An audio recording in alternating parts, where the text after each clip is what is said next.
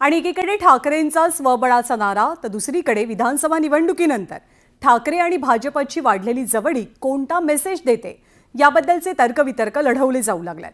अशातच देवेंद्र फडणवीसांनी एका मुलाखतीत उद्धव ठाकरे काही आपले शत्रू नाहीत असं विधान केल्यामुळे पालिका निवडणुकीआधी जुन्या मित्रांमध्ये राजकीय समेट घडणार का याची चर्चा रंगू लागली आहे।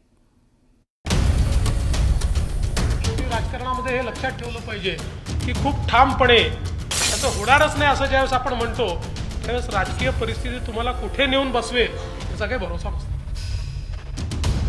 इंडिया सुद्धा त्यावेळेपर्यंत शिल्लक राहिलं तर इंडिया सुद्धा बघू ना आपण आता राजकीय म्हणून आता बघा उद्या काय होईल आज आपण सांगू शकत नाही। ईडी सीबीआय पोलिसांचा वापर करायचा ही परंपरा या महाराष्ट्रात कधीच नव्हती।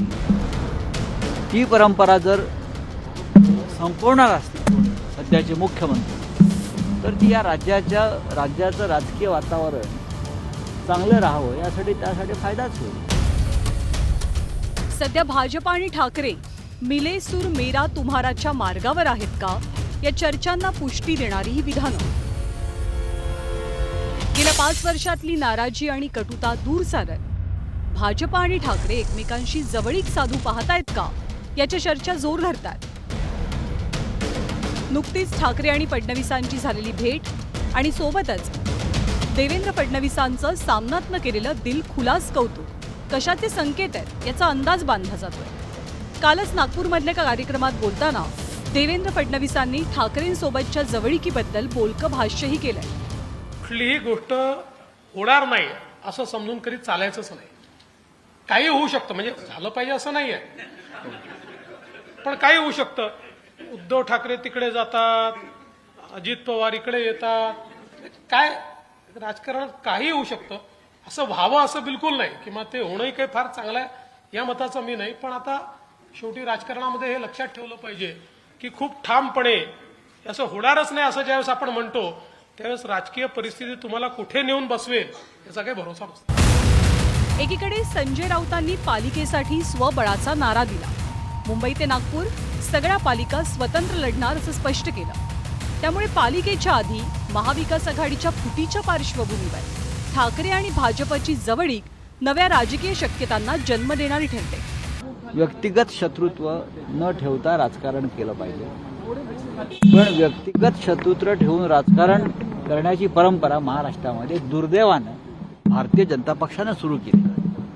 हे मान्य केलं पाहिजे। आपल्या राजकीय शत्रूंना राजकीय विरोधकांना खोटे गुन्हे खोटे खटले दाखल करून त्यांना तुरुंगात टाकायचं, ईडी सीबीआय पोलिसांचा वापर करायचा ही परंपरा या महाराष्ट्रात कधीच नव्हती। ती परंपरा जर संपवणार असतील कोणी सध्याचे मुख्यमंत्री तर ती या राज्याचं राजकीय वातावरण चांगलं राहावं त्यासाठी फायदाच होईल। विधानसभेच्या निकालानंतर ठाकरेंनी भाजपशी वाढवलेली सलगी पाहून शिंदेंच्या शिवसेनेनं मात्र बोचरे वार केलाय।